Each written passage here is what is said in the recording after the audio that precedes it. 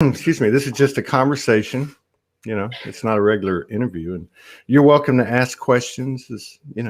We're just getting to know each other, and this is perfect because this is really how this platform was built. Just two people having a conversation, and now 2,700 episodes later, 5,000 videos later, here we are in the middle of 2021 going, holy shiitake mushrooms. My goodness. We got some people coming in. But it's going to take another minute, about another minute. And I'm going to play the intro, and we're going to meet a new friend, a beautiful, brave, beloved sister by the name of Isabella Queiroz. And I'm not sure if I pronounced it right, but I'm not sure how they pronounce it in England. We'll be right back. That? Sorry, it froze. Huh? How do they say it? How do they say it in England? See you, Lou. Queiroz. All right. Here we go. Be right back.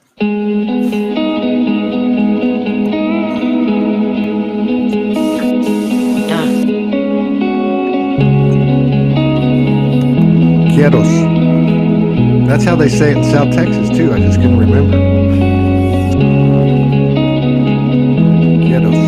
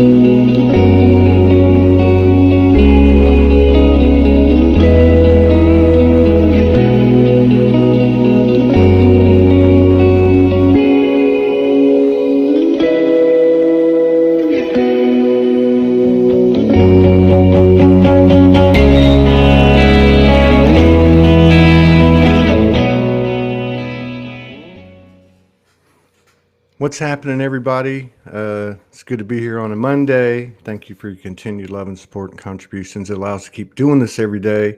We can do this thing. We're going to keep driving Soulogy. We got 3 shows today.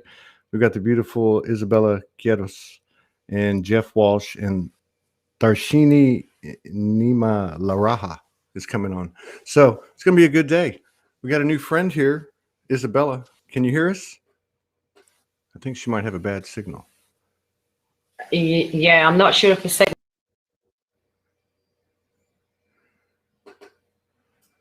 Signal's bad.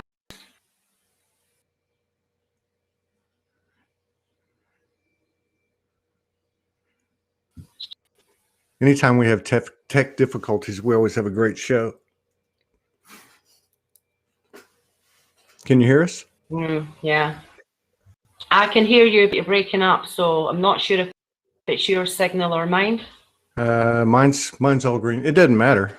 Let's just make it happen. Can you hear me? Yeah, I can hear you. You're breaking up a little, but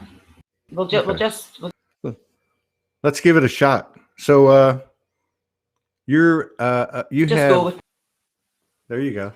So you have a kind of a Latin flavored name. Isabella could be Italian. Queiroz, which is to me very Hispanic, very Latin. And you're living in Scotland. You're living in Scotland. Sorry. How did that happen? Has your life always been this crazy, or did this just happen with your wake up? Well, actually, Queiroz is my married name. I married a Portuguese guy. I got you. Yeah, but saying that, Isabella is actually my middle name, which I changed as a sort of symbolic gesture of rebirth. Just a sort of symbolic gesture that I was going to give up the past, therefore giving up the previous identity. So my first name's Yvette, which is French. Well, you got a pretty good makeup there. Well, it was, it was kind of an odd thing growing up with a name like Yvette when everyone else was Mary, and sort of typical traditional Scottish names.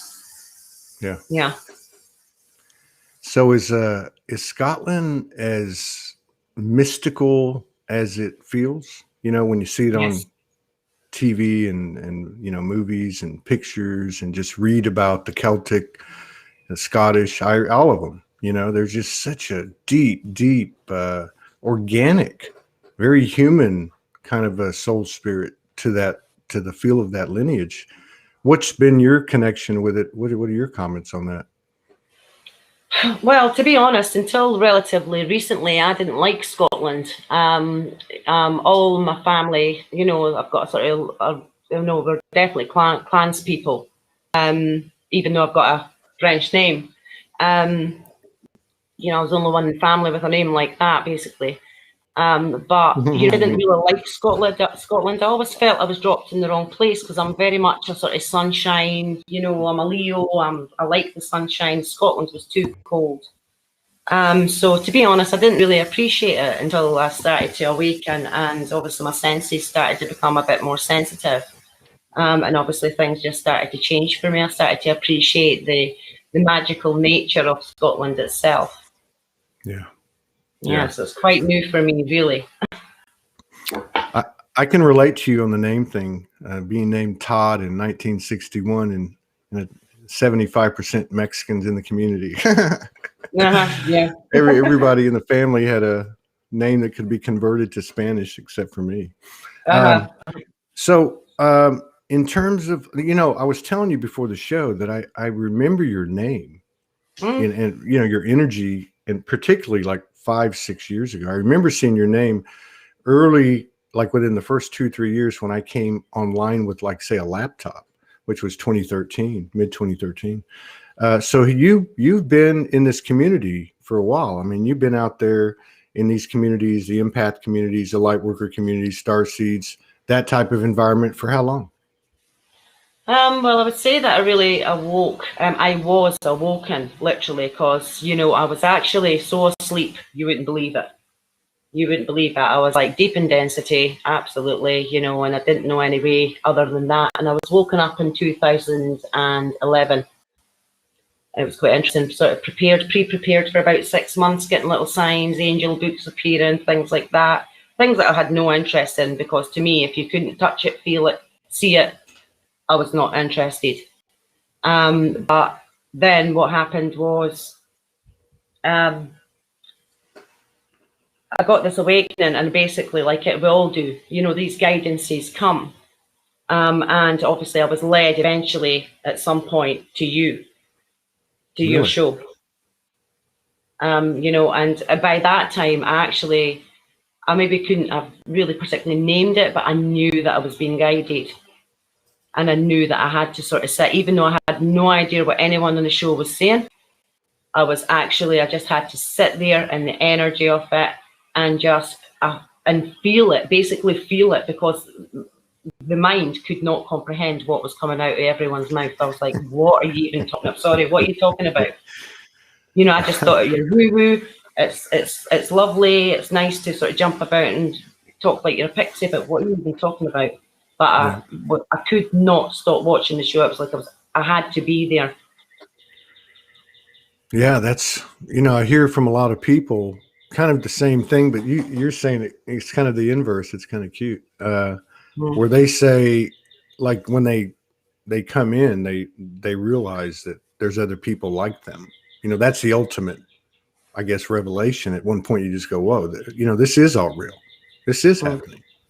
This is really happening to our bodies. This is really happening to our environment and our experience. Our relationships are changing. And what I love about the show is it seems to follow the I don't know, we try to capture what's going on right now with you, like your story, your skills, your abilities, but like what's going on right now. That seems to be where the most code is from where I'm sitting. Yeah, absolutely. It always is. Most code's always in the moment, isn't it? And the thing is, you can sit and talk, and I'm not saying I wouldn't talk about what's happened before, but You know, it's for me, what happens is basically, you know, I go through these stages, and I say for me, so for the collective in their own particular way, but it seems like, you know, you'll get these shifts. You know, I can kind of recall 2011, you know, it was like, you know, I'd get these shifts every 3 months. And then the gap just kept closing. But right now, for me, the shift is moment by moment by moment. I'm walking a bloody knife edge. And if I come off the side of that knife edge, which I do, because the human's here. Yeah. I am on my ass. I'm deep in shit. I've not got the shoes for it. But you know what? At the end of the day, I'm just at the stage now where through the intensity and the continuous trying to run from it, being dragged into it, you know, running from it, being dragged into it, you know, running from it, being dragged into it. And then now I'm just like, do you know what? I'm just going to dive in. I'm going to dive in, and you know, I'm going to go into that mud, and I'm going to find that little bit of sparkly thing in the middle of it, and I'm going to pick it up and take it. But everything that I've learned before is gone at that moment. right now for me, and I can confidently say, I can absolutely say, me, the shifts are immense. They're moment by moment. Everyone is involved. There's no one left out of this. They can be kicking, they can be screaming, and we can see in the world that that's exactly what's happening. But you know what? It doesn't matter. They can hold on with white knuckles. I know it because I'm doing it yet. The human is resistant. Yeah. But the power of God is, you know, I got a thing probably a few years ago, even though I didn't really understand it. And what I got was God was basically saying, right, you've had your fun, children. It's time to come home. Grow up. Yeah. Yeah, grow up.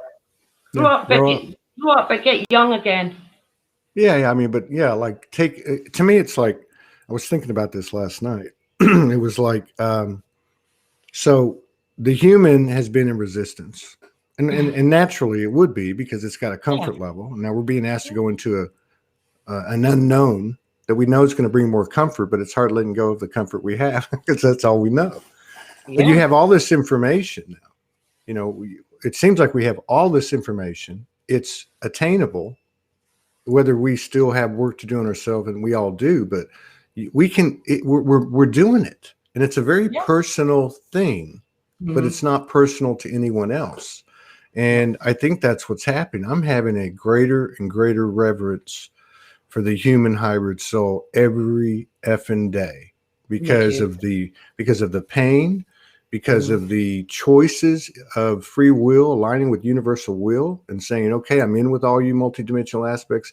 I'm listening to you, and I'm going to step out of the box, not suffer, not be in pain, but step out of the human box and see what this is all about.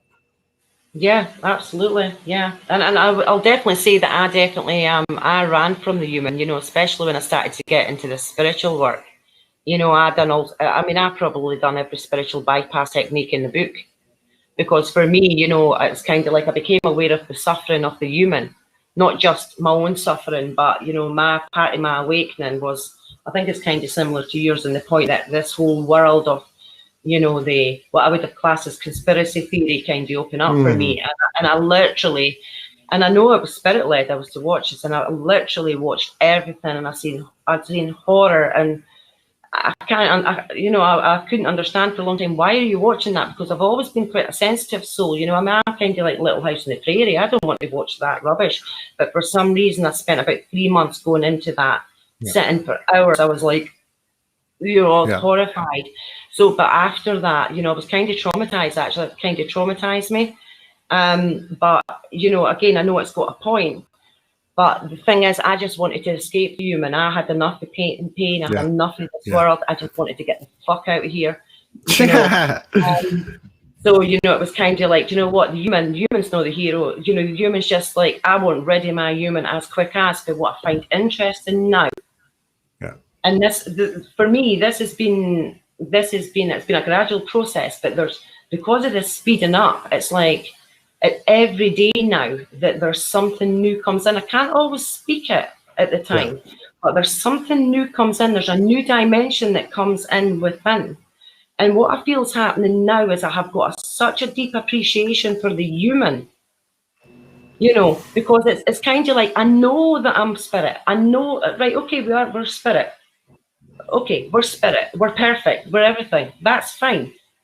But you can't leave it at that. It's not going to be left at that, because the split mind needs to merge. Yeah. It needs to merge. And what's it going to merge with? I mean, spirit doesn't need anything. So spirit merging spirit, spirit's already merged. So now for me, what's happening is the human and the spirit, the spirit and the human is coming up. The mind and the heart is coming, and it's joining together. And part of that process for me is to go, rather than running from the human, is turning and running into the human, running into my story, running into the pain, running into the child that was hurt, that beautiful divine child that was so pure when it first came into this earth, and kind of honouring that. And what I'm finding through that is, as I do that and honour the human, the spirit, the God, is showing up more. Yeah, that's right. And the human that you honor first and foremost is yourself. It's like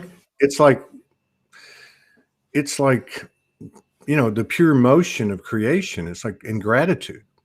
It's inspiration and expression in one moment. And I love what you say about the spirit and the human, the higher self and human, however you want to put it, because this is the age of Trinity, and there is a third energy. And if there's a third energy between you and me, and there's a third energy between me and Morgan and whoever, it's there. And the third energy to me on a collective scale, it's the golden child. And the golden child is pure. It's inspiration, and it's founded by inspiration and expression, that melding of the higher self, spirit, and the human. And the fascinating thing to me is that the gift is going to come in manifestation. I mean, if we're getting this, what we're getting, because to me it feels like a new operating system every day. Like we were 3D, then all of a sudden there was a 5D operating system popped in. All these old programs are running, and then all of a sudden there's a new one, 5D, a new 5. It's just like it's mind blowing. But if that's happening, and we have the capacity to process it and embody it, and then bring it into the experiential, then by the same token, by the same pattern, I would think we would be doing that with what we manifest. And that's where we're going to see the difference between 3D and 5D. We're going to see magic. We're already seeing it. We are seeing it now. Yeah. We are seeing it. I mean, the thing is, for me, and this is, just my own perspective, but for me, there was no such thing as rainbow mountains. I wasn't seeing these, the phenomena that we see in the sky, these rainbows, these strange things. And you can go online and you can Google it, and the thing is that apparently they've always been there. Well, that's fine. But to me, they've not always been there. In my experience, they've not been. Even where I stay in East Lothian, we're getting northern lights. So much so that people are taking pictures of it like 2-3 times a week. I've never seen. I've seen this northern lights once in East Lothian. And I mean, I was always looking up. But people can rationalize that and say, oh, they've always been there. But I know they've not always been there. And there's so much more happening for me personally. And I know at the end of the day, I'm not special. It's happening for everyone. Yeah. And the thing about it is that, we think of multidimensionality as out there, so to speak. We know it's in here, but I'm just, drawing a metaphor. But this is happening. There's a multidimensionality to the human experience now. Yes. So seeing some people, as evidence, like what you're saying, as some people seeing beyond what has been visible light, and we're all coming. You know what I mean? Or it could be something else, somebody with telekinesis, or somebody with this, or somebody with that. But it's happening everywhere. And when one person starts to do something from an energetic standpoint, other people feel it, and they congeal to it. Absolutely. So this is the flower of life on steroids, because it's because it's got the physical involved, and the physical is going to be the icing on the cake. Yeah, and I like what you're saying about that multi-dimensional, aspect, because for me in my mind before, I would think, yeah, we're multi-dimensional beings, but I would be thinking very much in the spiritual realm, but in actual fact, I've sort of recognised that, all these aspects that we've got inside, because the way I see myself, the way I treat myself is, I've got my higher self, which is the queen, and the king, because God is joined with me, with the human. And we're looking down into these subjects, and you've got that, you've got the wounded child, you've got all these different aspects. So that is my kingdom. And we've got, let's face it, we've got personalities. I don't know about you, but I mean, honestly, I can flip personalities from one moment to the next. I mean, seriously, I think I used to think before, but I think now that if a psychiatrist got hold of me, God knows what they'd write.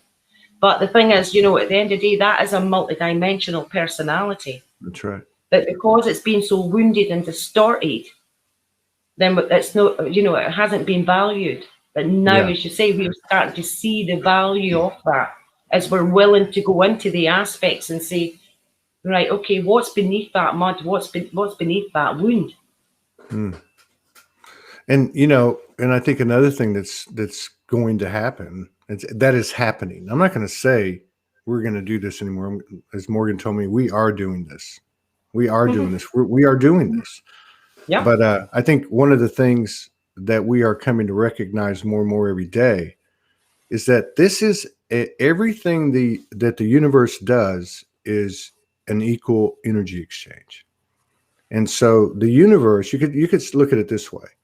Our multi-dimensional aspects have provided us a multi-dimensional connection. And these are all aspects of us. But by the same token, all of those multidimensional aspects are learning and downloading and picking up code from the multidimensionality of our experience. So they're just as connected to our wounded child as we are connected to our Syrian aspect. You know what I mean? This is a two-way street. And I think this is to me, the awakening, the disclosure thing is the human being waking up to what it can actually do. And we're talking about everything. Yeah. We're talking about stuff way beyond bilocation and teleportation. We're talking about pure manifestation energy in the flesh. What's that going to look like? Absolutely. I can't even imagine yet. But saying that, although I can't imagine it, I've not got words for it, I can kind of feel it. And the strange thing is, I know it. Yeah. Yes. Yeah. Yeah. It's just kind of like, what do we do? Well, we know we need to get out of the way, and we know we need to probably shut the F up and just dive in, like you said, because it is truly nobody gets out alive, so to speak, but nobody's left behind. No. Everybody's going. No. Yeah. And the thing is, the thing is for me, in my experience, is that, I've been doing so-called spiritual work, since sort of 2011, meditating and doing all those different things, standing on my head, twisting myself in knots, basically. But, for an example, I have sons, and quite honestly, they're not in the least bit interested in what I talk about. They're kind of like, they look at me when I say anything, and, I don't push it on them, but if I say something, they're kind of like, okay then, yeah, that's fine, Mum, But the other evening, I sat with my son, my 30-year-old son, who, quite honestly, out of them all, is the most resistant to anything like woo-woo or God or anything like that. And I can honestly tell you, I was sitting in the presence of a master. Yeah. That's the thing, because the I want to say the language or the math, maybe it was like we have this really big template, which was the 3D patriarchal template. Then beneath it, everybody has their pure template, but it's not like a solidity type of thing. It's wavelengths and energy and vibration and frequency and light, and so it pokes its head through, and as a result of that, you can see, like happened with you and happened with most of the people here. Most of the people, even if they woke up, if they were born woke up, most of us went to sleep, and the story is pretty much the same. But we woke up in a snap. And these kids, they've been through less conditioning. And we've had, on this show for the last year and a half, we've had some on of all ages, and we've heard a lot of stories from people that, like yourself, who have kids that are, 15 to 30, and stories very similar like this, similar to this, energetically speaking. Mm-hmm. Yeah, absolutely. And the thing is as well, we were obviously, we're older for a reason. We came first for a reason. We came to go into these little dark things. For me, the way I look at it for myself is, because, there is times when I hear these younger ones, I'm like, God's sake, that took me 3 years to get that. And, some things I'm still trying to get that sort of now, and they just like come out with it as if it's nothing. And it could be quite depressing, but in actual fact, it's not. I find it a celebration because, the information that I've been getting is, everyone goes, if we go down these rabbit holes, and we learned that, okay, we went down this rabbit hole and there's nothing in there, it's if we've scraped everything that we put out of that, and we'll go down another, and it's like a very long, convoluted sort of thing that we do. But what we're doing energetically is we're leaving a map.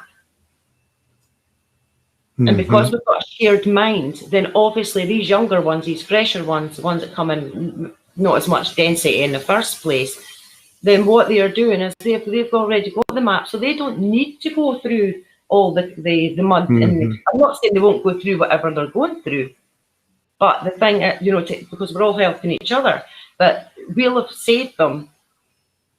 Like, we're way shores. That's right. Yeah. and if they go through something like we would go through, they're coming from a different perspective. They're coming from a higher frequency. So if, some things might knock us on our ass like a bulldozer 20 years ago. They'll just, put their foot, their hand up and stiff arm it away. But yeah, that's a big part of it. That we're not seeing. So much of this you don't see. You really don't see this type of conversation out there. You see a lot of stuff discussing, the big picture and the conspiracies and all that. But it's almost like we're in this bubble where we're seeing the miracle, we're seeing the fusion, and we're seeing the synchronicities, and now we're seeing community. And that in itself is a consciousness, an energy that is a third energy that represents our intentions and the trajectory of our intentions. So these kids, I mean, I can't even imagine in a year, 2 years, 5 years, you have someplace with 10,000 kids that are 80% lit, what it would do to this world. It would be like Woodstock times 1,000, Yeah. I mean, I've had, because I've got a 19-year-old son who stays with me, and obviously a 19-year-old, he likes to party, and quite honestly, I like a party as well. I never done that in my teenage years, so I'm doing it now. But the thing is, I love the energy of these young ones. Yeah. And I've had them in the house and been sitting in amongst them, and I can tell you, I've been absolutely blessed. They're not maybe talking like the way that I would talk to my spiritual friends, that we would say dimensions and everything else. But honestly, the wisdom that's coming out of their mouths, they got it. They got proper high energy. And I've definitely found that if I was to go out there and sort of walk about and start sort of speaking spiritual language to people, they're going to walk by me, the majority of them. But I like people. I've always liked people, and I've got that multiple personality. I'll change my voice to suit whoever's there. If you're posh, I'll be la la la. If you're not, I'll be common as dirt. I'm not bothered as long as I'm communicating. I'm fine. And what I find, because you're sort of tuning in with them, with it, where they're at, their language, speaking their language, the stuff that they tell me is incredible. I mean, they're telling me that they're getting sightings of loved ones appearing. Is that right? They're saying to me things like, do you know that my wife sat the night before she died and told me that she was going to pass away the next day morning, and she did. Just things like that. And to me, I love that because it shows you that we're all on track. That's right. I think sometimes that when we get done with this leg of the journey of the endless end, that we're all going to get to the end and realize, because we'll be able to see the whole yin yang aspect of it from, what I mean? that we were all beating at the same vibration the whole time. Just didn't look that way. Yeah, You know what I mean? I don't care if you're exactly. I don't care if you're, one end or the other. And you know what? You said something a minute ago, and I've never really thought about it, because I think we all struggle. A big part of our identification from the get-go is our parents, whether we knew them or not. You know what I mean? And so what you said about us being way showers and laying down the map, really, this map has been being built for Mhm. millennia. So Forever. I don't care who you were. I don't care what role you played. The human is the hero applies to anyone that stepped foot in this realm, because it is not. And many people that have come on this show in 2,700 episodes, people that bring in some very strong intel, have always said the same thing. It's Mhm. considered, in so many words, you can say a tough place, but it's the highest reverence. It's the grandest experiment. And we're increasing the timeline, so to speak. And the universe, literally, in its pureness, in its womb, doesn't know how far we're going to take it. That's up to us. Right? Exactly. We're going to take it to the max. There's no doubt about that, because, at the end of the day, we're as curious as get out. We're not, and we're as humans alone. We're not going to be satisfied with settling for anything. We're always, and again, the ancestors, our history has shown us that, you can bemoan where we're at right now, but in actual fact, things are actually better than they've ever been. There's no point romanticizing it and saying, "Oh, there was lovely communities back then." Yeah, and there was disease, and we were all dying. Hey, you know what? We never had 2 minutes to sit and think about what our mind was doing. We were busy thinking about what our hands had to do. Well, you might get some people that would argue about everybody's feeling it, but the one thing you can say, I think, that everybody would have to admit, is that the volume of consciousness, there has been an expansion of you can call it whatever you want. You can call it nature. You can call it, universal cycle, or the yuga, or whatever you want to call it. But something has expanded, and that is affecting everybody way beyond what's presented as being the influential things in our lives, like COVID or quarantines or masks.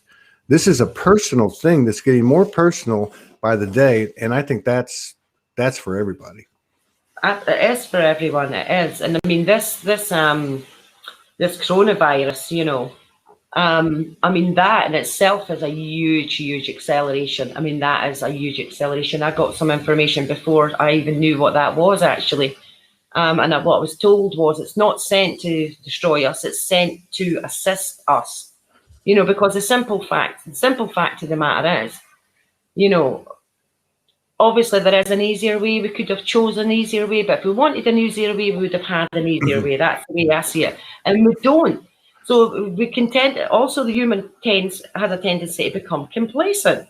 So the way I see it is, all this pressure, all this crap, all these things that all these different actors and stages the world are playing, from Hitler to whoever, I couldn't care less. As far as I'm concerned, they're all actors. I know I'm a drama queen, so are they. And, at the end of the day, the whole point and purpose of that is because we're kicking our own ass out of hell.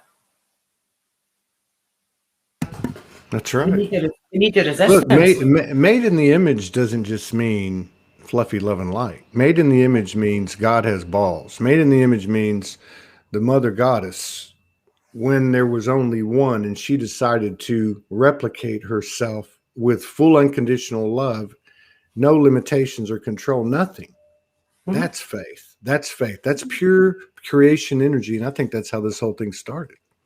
Yeah, and I hope it's not all fluffy, love, and light, because I'm damned if that's the case. Yeah, I've been damned since the day one. Absolutely. I mean, I hardly know whether I'm, so when people talk about feminine, or, like sometimes, like, obviously, am I a woman? Am I a man? I'm like, I don't know. I don't know. I've got a female body, apparently, last time I looked, but in actual fact, I mean, I can't actually say that I've actually really felt like I'm a man or a woman, because at the end of the day, I've got my sleeves rolled up. Yeah. I have to kick ass just the same, because, and the thing is, I think that's just the way it is, because I've got that masculine energy in me as well. Hmm. Yeah. You know, Yeah. I can do the fluffy loving light. You know, I can jump around like a fairy 1 minute, but again, it's that Yeah. multi-dimensional personality. No, You know, I where get what you're saying. whatever. Yeah, I get It's what you're just saying. whatever. I mean, what fits me now might not fit me in 5 minutes, and I've got to, I've got to flow with that. Yeah. That's right. That's Hmm. exactly right. Hmm. It's strange because it's almost like there's a cycle. You know, the words don't even make sense anymore because they're beyond the words. But like surrender, you surrender what you have. Hmm. This has been. I mean, I've watched this happen. I've experienced it. I've seen it happen to people, and you surrender what you have, really, at an energetic level, which is the same moment that I was describing metaphorically, where the mother goddess went, "I'm going to create my twin." That same unknown, because you really don't know, because you're creating something that has the same freedom that you do, Hmm. right? Yeah. And so, yeah, forgot what I was saying. But I love the conversation. You're cool. You're a Yeah. very cool lady. Very straight Well, up. the thing is, yeah, there is that surrender, and quite honestly, I'm only getting a wee bit used to that now. Quite honestly, I was kind of like, I was clutching everything as if it was like precious to me, and yes, God, I'll give it to you. Yes, Jesus, I'll give it to you, and it's had to prise my fingers off, sort of thing. But yeah, I mean, I've definitely experienced that. Whether I wanted to give up or not, it was Hmm. that stripping away. I mean, all the idols had fell, painfully so, but they fell. I mean, even to the point where, I had my twin flame counterpart, or so I thought. Quite honestly, I mean, we were at war for years. Yeah. Because we triggered the heck out of each other. It was ridiculous. We're complete mirrors. I'd be sitting like that. He'd be at the other side sitting like that. Exactly the same in different bodies. And, everything that came out my mouth just irritated the life out of him. Everything that came out of his mouth irritated the life out of me.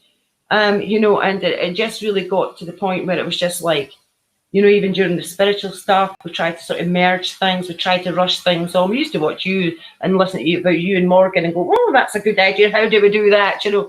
Never ever happened. It just it never occurred. Yeah. And in actual fact, what happened there is I had to go through a big sort of learning curve and give him up. I had to surrender him, Yes. um, Yes. And that that's what. that that was How? hard. Yeah. How long ago was that? That was at the beginning of lockdown. Okay. So, and I heard Judith Kuzel say that. I asked Judith Kuzel, what's been the toughest thing, in your journey? And she said, giving up her twin. And what I was going to say a minute ago that I forgot was what I've noticed is, and it's really what goes back to what you said earlier, where you said, no matter what's going on in this whole hurricane, I take a stand when I get on my balance and I go find that little, that little pinpoint of light or whatever it may be. But that's what I was going to say earlier is that, and I know it's been like this way for Morgan and I. I mean, she just went back to Australia. We've been hanging out for 2 years here, but you got to keep it going. You got to keep believing in this energy, and time and space can't be a part of it because it's not going to be a part of it. We know that. We've got enough of us have got that intel. But my point is that what we've noticed, what's happened with us, even when we weren't together, and this is a 5+ year period, and when we are together, that when we do it, whatever we gave up is always there when we land, but everything's enhanced, right? Yeah. Everything's bigger. It's I guess it's what you call faith. Yeah, absolutely. And the thing is, I think that's the thing for the human is, and I had to obviously talk to my human quite a lot on that point. And, that doesn't want to give up things. I certainly didn't want to give up, my love, my twin flame. I didn't want to give him up. But, and, I was doing everything, and I kind of knew it was coming, funny enough. I knew it was coming. Probably from the beginning, I kind of knew it was going to happen. You did, but and that's you do know, you that's do. right. But I was clinging on, clutching on. But then, of course, when I got into the spiritual work, I was desperately okay, I just have to forgive more. I have to do this. I have to clear. But, you know, behind a lot of it was that desire that if I fix this myself, I'm not going to have to give up this man. But in actual fact, I had to give him up because, quite honestly, it was too big a job for me to do, and it was too big a job for him to do. Mm-hmm. And the thing is, the whole thing needed to go through a purification. He needed to go through a purification, which he could not go through if I was there. Mm-hmm. Because I would have interfered it, because I was an interferer. You know, I wanted to, you know, I was a fixer. Mm-hmm. And I had to do what I needed to do alone. That's right. That's right. Even when you live together, you gotta take space alone. Yeah. Morgan and I have done it many times. Sometimes, you know, 2-3 days. Sometimes it's gone, you know, a week to 2 weeks. And but you know, again, we're in the physical, we're embodying, you know, and I think a lot of times we think embodying is, you know, applying consciously what we know from some intellectual level, but it's actually being what we are in all ways. So part of that is actually all of it is totally atypical of our natural patterns in life. Right? Our natural methods of communication. Telepathy is becoming huge. Intuition is being trusted more. Our perspective is more like those young kids you're talking about, you know, that are coming up and being faced with a situation we've been faced with 20 years ago. Yet their frequency and the energy itself, the conscious field is much more of a collaborating energetic partner now. You know what I mean? There's a lot less distortion, no matter what it looks like. Yeah, absolutely. The minute they choose something else, something else appears. You know, they can be in a difficult. What I've certainly noticed, sort of sitting, sort of watching and tuning into the energy and connecting with the energy of these young ones, is, you know, they can come, you know, with a challenge one day, you know, and sit and tell me their challenge, and I'll sit and just sort of hold space for that. And then, you know, they'll go off and I'll see them the next game week and I'll be like, how's things? Are you good? Yeah, I'm good. So how are you getting on with such and such? And they're like, oh, that's solved. That's well solved. Yeah. I'm fine. Well, it's good. And I'm like, thank God that I wasn't sitting, you know, like, thank God, like in the early days, I would be sitting there going, I wonder how they are. And, you know, it'd keep me up nice. But they couldn't care less. They were like, oh, that's been solved. Sorry. It's fine. All's good. Yeah, the kids are incredible. Yeah, just to be around them, like you said the other night, you know, where you're just hanging out with them, when you're just in that field. That's a blessing. I remember when I first woke up, most people know, I mean, I went homeless for 2 years by my own choice. And when I was in like the first few months of that, my son and I could only hook up like, you know, once or twice a week. And I'd see him and I'd go, he's 16 years old. And I'd say, it's going to be okay. And he'd go, Dad, it's always okay. And I'm like, holy shit. I'm in the middle of my dark night, you know, simultaneously occurring with my awakening. And I run into this 16-year-old Buddha. Yeah, they just deal with things completely different. But they, as you know, as you mentioned before, they completely come in with a different frequency. They are not programmed to do the people pleasing, the codependence, you know, all those things that we have to, you know, I mean, God, I was born in the 70s and you were just like, yes, sir. You know, at the end of the day, you got a slap on the side of the head. You know, if you never done what you were told, you know. But now they're kind of like, nah, I'm going to do it my way. Yeah, they are, and it's in a very you know, it doesn't impede on anybody else. It goes against the grain of societal norms, or what used to be societal norms. But that's another thing that you can see that's happening. It's such a subtle transformation. But just like what you described at the top of the show, which so many of us have been talking about on this show with more and more frequency, is the acceleration of the frequency of these downloads are just coming full speed, which tells me as within, without. Because if we're doing the work, we're going to see very quickly a whole different level of revelation, what people call disclosure, and most of all, transformation.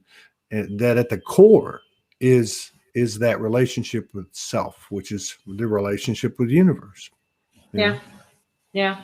And it is definitely going to be quicker. And information that I got, which I'll share, but obviously, it's certainly relevant for me, is that at the moment the storytellers have come back, they've arrived.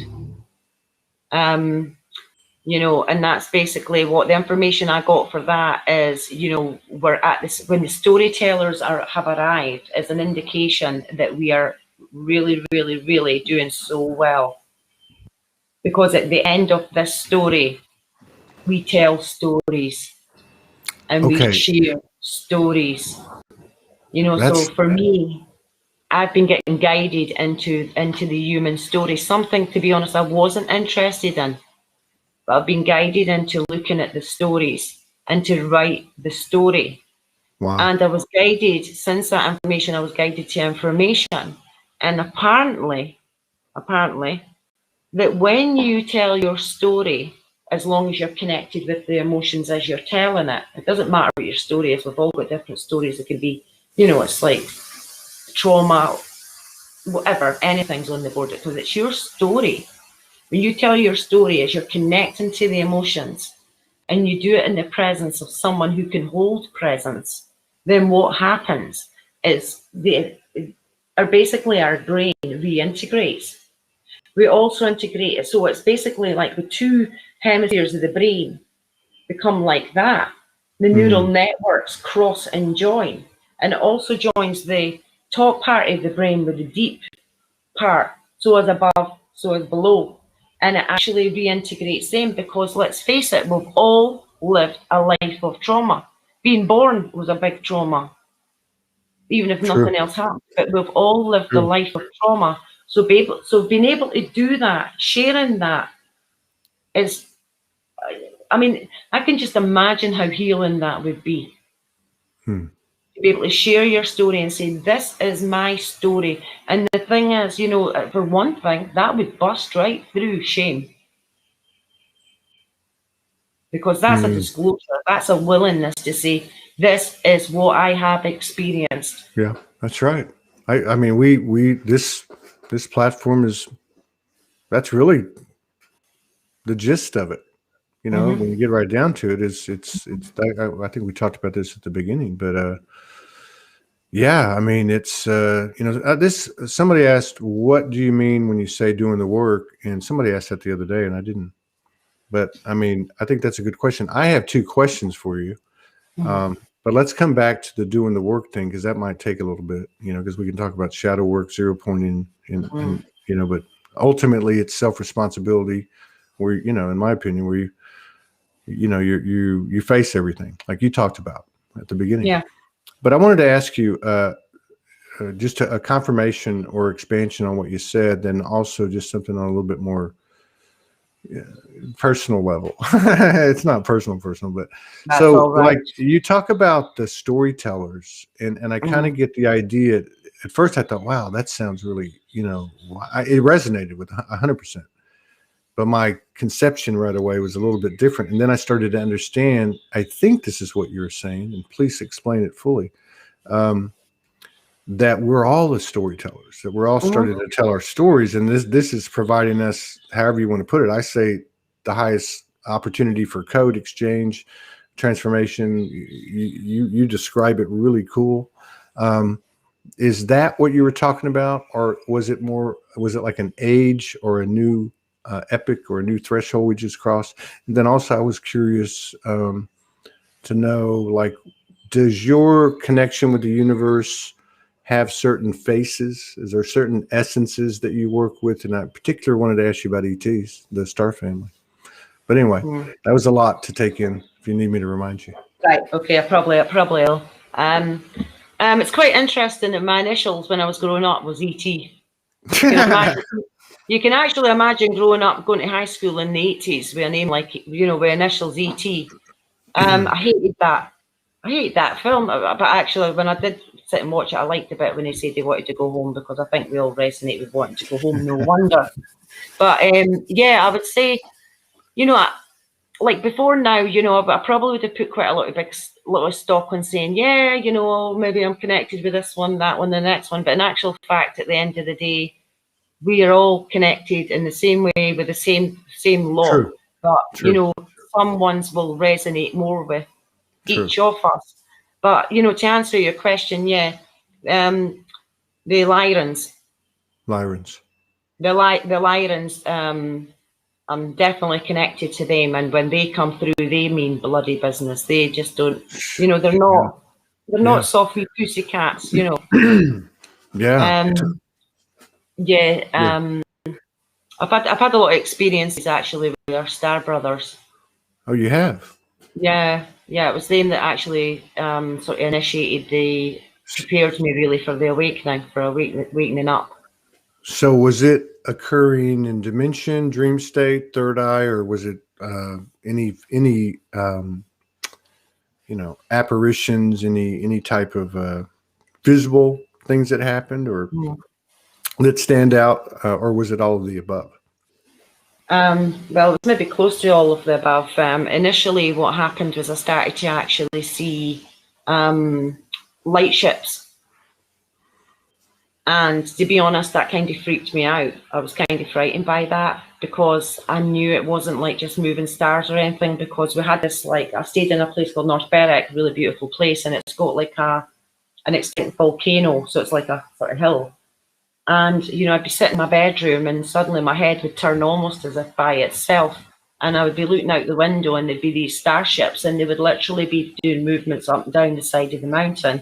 And some of the movements were just a plane. It wasn't a plane. I'm not even going to say, because I know for a fact it wasn't. Even then I knew that was, I knew what I was seeing. But I was kind of resistant and frightened of it at that point. And then what started to happen was actually, like I'll tell you, one night, you could say it was like a dream, but it was very, very real. I was lying in bed and it was as if I woke up. I actually looked around the room and sort of could see the furniture in the room. But I could feel sensations and I knew that there was people. It was really strange. It was almost as if there was a circle of people around me. Yeah. And that was strange, because I was like, how can that even be? Because no one would be able to stand on your legs, you know, you feel it. But I could feel them, I could sense them, but I couldn't quite see them. But the most sort of interesting thing was I actually felt like there was something being done to the back of my skull. Yeah. And I actually felt, it wasn't sore, but it was kind of uncomfortable. Like, you know, when you're getting a tooth extracted or something, you've got anesthetic, but you can feel that bone crunching and you can feel it. It was that sensation, but it was right at the base of the skull. And obviously, as I was coming aware, I started to get frightened. And the minute I started to get frightened, I actually felt people, like a hand stroking my head. And I knew that was real. And I couldn't move my arms, but I was desperate to move my arms because I was hoping that I would be able to touch Nelson and say, help me. But the thing is, I was a bit frightened of that then, but now I understand what was happening. I know what was happening. They were actually doing something. They were placing something in the base of my skull. Yeah, yeah. And the reason they were doing it, and this maybe sounds a bit scary, but they were doing it because they wanted to accelerate my fear responses. Yeah. And I believe that they wanted to accelerate the fear responses because it would accelerate my growth. Because I was deeply asleep. I got you. That's crazy. I've seen them in the room and things like that, and they've actually, I've seen them in the room and basically, things like the Star of David would be lit up. Yeah. So there'd be symbols that were ever so clear. I mean, they were so clear, and I was awake at these times that I felt I could have reached out and just plucked them out of the air. Yeah. I'm with you. I mean, I've had plenty of, things, and it gets to the point where it's all sacred. Mm-hmm. Like, I mean, this is your frequency coming through. Mm-hmm. And it comes through with the desire to connect and grow and expand and be responsible, and it's so many things. Devotion, it's just like, but they come. Yeah. They come. We come to ourselves. This is us we're talking to. And I mean, Yeah. it is interesting how there's some convergences. What I don't know how you would explain it, but like in the cosmic lineage, maybe it's Lyran's for you, and you know, something else. But I will say this: there's about 6 of them that, you know, whether it's been once or twice or several times, that seem to be very serious, right?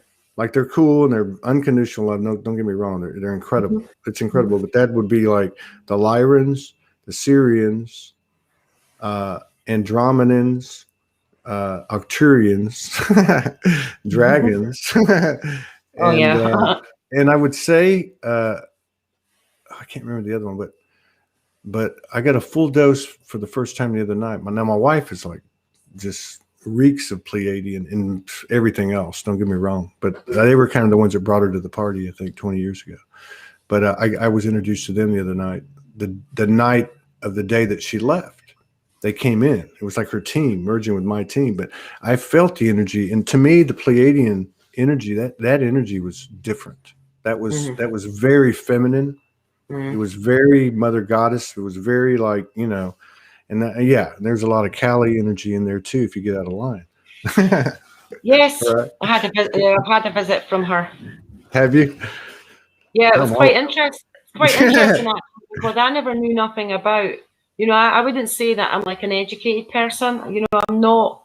Like Mm, I really couldn't sit and describe what. I mean, I know there's chakras and sort of mhm. colours. You know, I'll maybe get them a wee bit. You know, but I'm like, yeah, chakras and things. You know, I get what they're for, but I really couldn't sit and describe them. So, you know, things like Indian gods and goddesses, I was like, I don't know, too much Yeah. information for me, too much detail.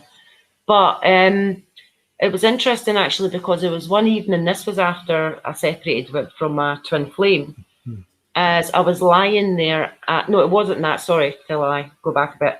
It was the day before. I'd went out the back because I just needed to get some air, and I stood out the back and suddenly my arms shot up and my hands became really expressive and I wanted to dance. And what came in mind was Shiva. Mm. And I was like, okay, welcome, Shiva. And just continued doing whatever I was doing, you know, chopping wood and carrying water and doing whatever. That evening, I was lying in bed after a phone call from an Indian friend and I asked her about Shiva. She told me, and she told me about Kali. And I was like, oh, I don't want nothing to do with her. You know, at Oh that point, yeah. I was like, I can't cope with that. No, no, Yeah. no, no. She sounds pretty demonic to me. No, no way. And I was lying and I was like, just put that out of my head. I'm not having anything to do with that. I'll think about something else. And I lay down, and the next thing I heard, all that came in my mind was, oh my God, she is here. And it was fine. I had a really big block I had to overcome that evening. And quite honestly, it was one of the blocks I thought, I'm never getting past that. Yeah. Never. I woke up in the morning and I felt that was something had been loosened, something had been lifted. She had went through the system. I expected pain, I expected suffering, I expected her to devastate me, but she didn't. But of course, Shiva came in before her. So it's pretty clever, huh? Yeah. Good 1-2 Mm. punch. A good 1-2 punch, right? Mhm. Um, Yeah. yeah. Yeah. I mean, and it's interesting how, again, how there's an overlap of certain faces or certain consciousnesses. It's almost like they are representative of the DNA that's, you know, being recovered in us or being turned on. Mm. And so it's almost like our, you know, Franco de Nicola talks about the different, some of the, well, all the different aspects, I guess, of the human and of course multidimensionality. But you know, one of the things that he talks about is how these you know, everything's in us, everything is inside of us. Mhm. These things that these are us, right? That was Yeah. Kali. That was your Kali coming Mhm. to you. Yeah. Um, and you know, and talked to a lot of people, and it's real. It's is real. real. It It is is. I real, mean, honestly. I mean, that's, yeah. And the thing is, I can honestly say that up until probably even 6 months ago, to be honest, there was a part of my mind that believed it, but there was a part of my mind that really didn't. It was just kind of trying to fake it to make it. It was just hoping and praying, but I had this irresistible urge. I couldn't stop. I had to keep going forward on this journey, but there's too many times I was just like, why did I even start this? Because it feels like it's getting worse. It just felt like it was getting worse, and I was like, what am I doing? I'm actually, but you can't help it. You can't go back. No. But then the last 6 months, something just started to shift. Yeah. Something started to shift where in actual fact, I was actually listening and I was like, oh my God, I can hear God talk. Yeah. But the thing is, he wasn't talking it like, I am God and I'm here. It was like, I was in my voice. Yeah, that's right. That's right. And what I've been hearing is these star beings, they're there as well. They're here as well. They're in us. Yeah. And they're the ones that told me the storytellers are back. The storytellers are back. And it's to do with, the ancestors are part of that. I've not got like details. I'm not educated on history and things like that, but that's the information that I got. It's the storytellers are back. Yeah. And that leads me into answering the question that one of the watchers has been asking is about process. Oh, yeah. It's tied in with story for me. And it's, it works for me, but I just believe it would work for anyone. So you're talking about what's your process? Process at the moment, and I could go on forever about the processes I've been through, but the thing is now is relevant for me, so I'll speak about that. Right. And that is tied in with the story as well. Yeah. So what I was finding was I had resistant spots in me, and the resistant spots were the human parts. The human parts had experienced trauma and pain. But what the thing is, because I wanted so quickly to move past and basically become a wee bit more cosmic, I was still, maybe less and less, but I still was neglecting this human. I was still disrespecting this human. So what I was guided to do was actually to start writing a story, whatever popped in my mind. Like, for example, I'll give you an example. It popped up in my mind at one time when a teacher in class actually stood me up and humiliated me. And, it was to do with, I don't know if I'd stolen a pencil for a friend or something like that, but, that's what it was. And she had asked me, would you do that to someone you love? And I said, no, honestly. And she says, but do you love Molly? And I went, yes. And she laughed. And then the whole class laughed. And I was completely confused. So telling her this story, I connected with this little girl who had been humiliated in class. The tears started flowing, emotions started flowing, but I was holding her. I was the one, being the higher self, holding her in that space, allowing her, encouraging her to tell me her story. And what happened there was I reconnected more deeply with my inner child, because I had rejected that as a painful thing that I wanted not to go into. I'd never seen any value in it. But once I seen that, I was like, oh my God, that is love. That's right. A frightened little girl saying, yes, I do love her. Yeah. Courage. Yeah. Well, and it's like the universe through us, which is us. I mean, these words is reconnecting with itself, and from the human's resistant to the reconnection, right? This separation. I mean, the human's saying no, because if I take another step towards unity, then I'm going to be like those people or those people. And it's, what's the old saying? It's when you're looking for something, it's always right in front of your face, right? Absolutely, it's within. Yeah. I mean, it's exactly. You were, just as you rejected, you when you embraced it was you both times. Yeah. It was you. Yeah. That was God. Yeah. And that's that You know, connectivity. that That's that voice that connect. said that love was God. Yes. Golden child. Golden child. Yes. That's Golden right. child. It's that. What is the golden child? The golden child is the golden in many things, right? I mean, we could draw all kinds of triads of the golden child, but we're in the physical. We are the golden child.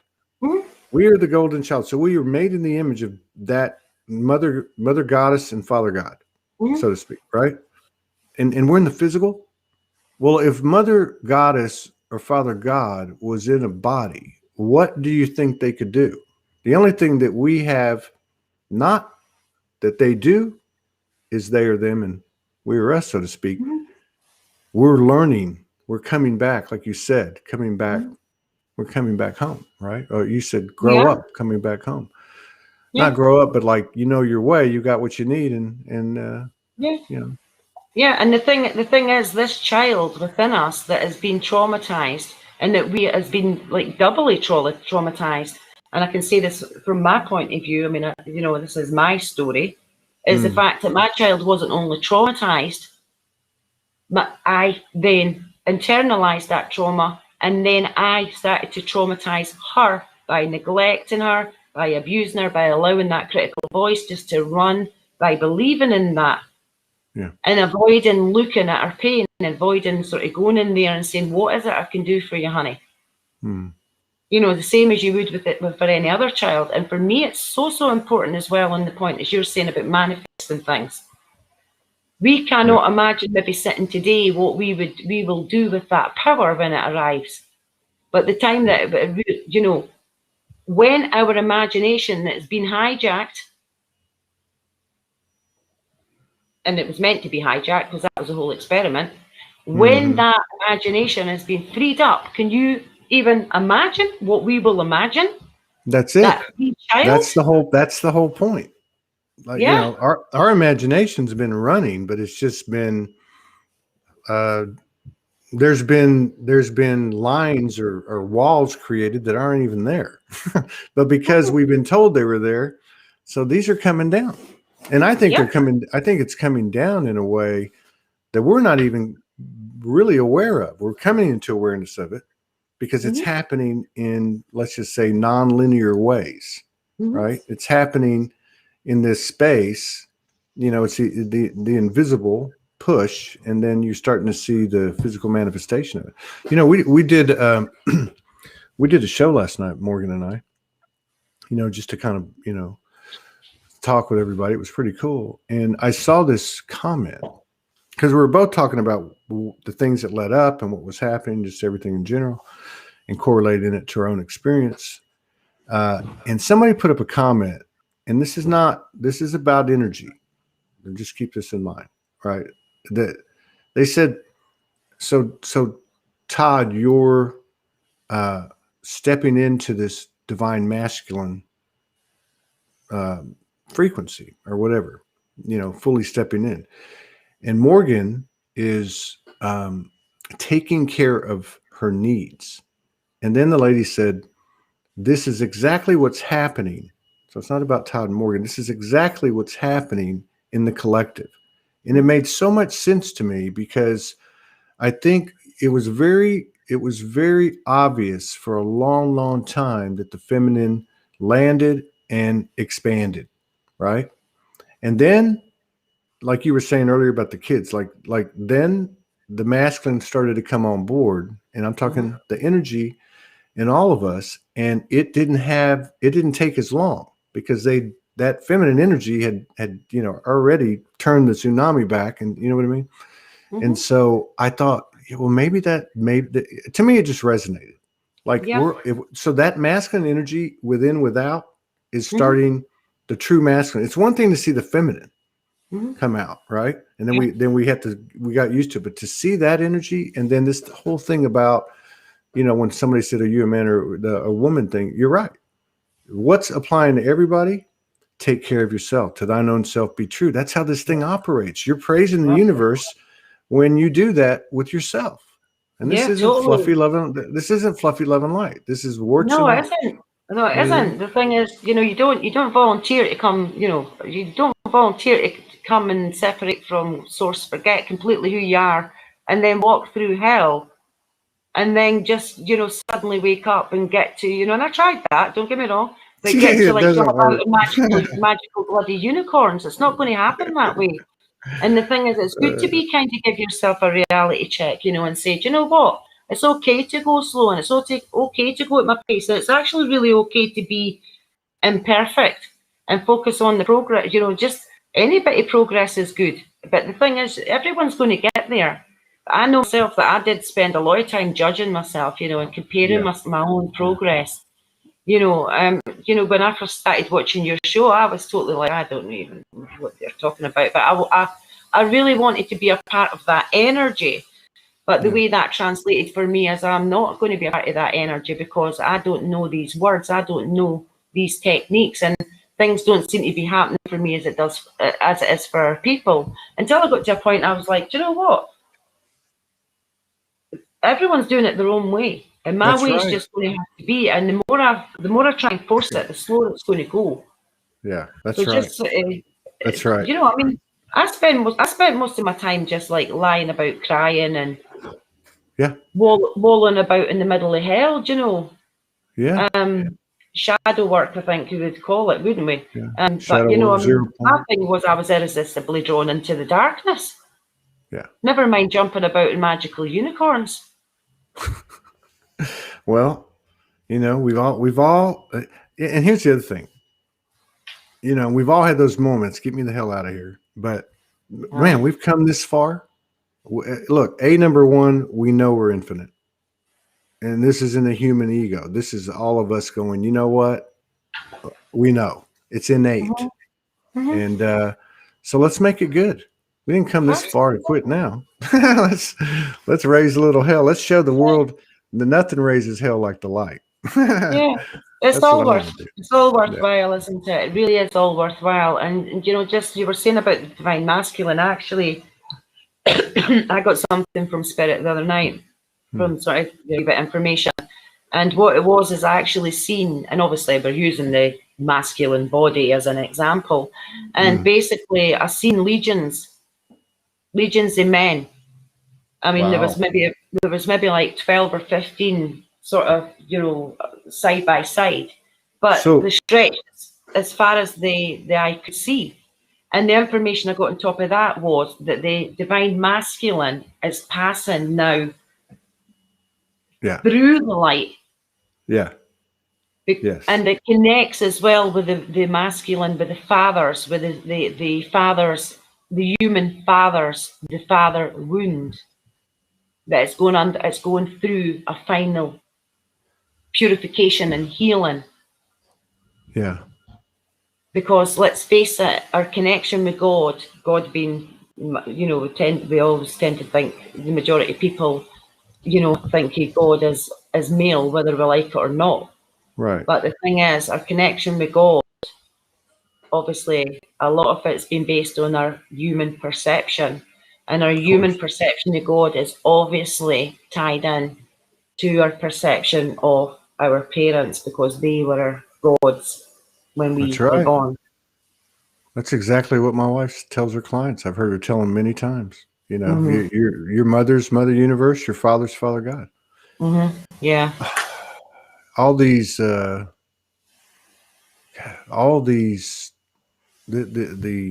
the sequence that things are happening now, the sequential aspect, the way things are unfolding, like literally turning a book, pages of a book. And I've said this before, but it just keeps getting.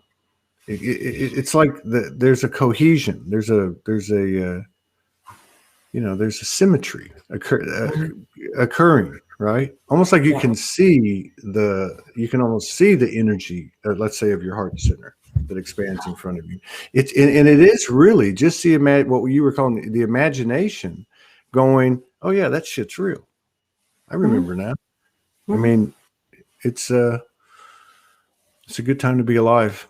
It's been a pleasure getting to know you. We have so much Thank more. you. We have to do this again in 2021.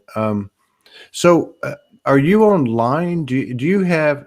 I know you said something about you've been doing energy work or something like that since 2011. Are you online? Do you offer online services? Do you have a website that I could, put out for everybody to see and contact you or anything? Well, the thing is, you could put just my normal email, because to be honest with you, I have done, obviously I do things, that'd be another conversation, no doubt, but the thing is, I keep getting pulled in and away so that I can get this, even the idea of being a healer, purified. Yes, I got you. There's There's a lot of that going on. There's a lot of that going on. Are you on Facebook? Where can people find you? You are. Yeah, I'm on Facebook. Yeah. Okay, so it's ISABELLAQUEIR,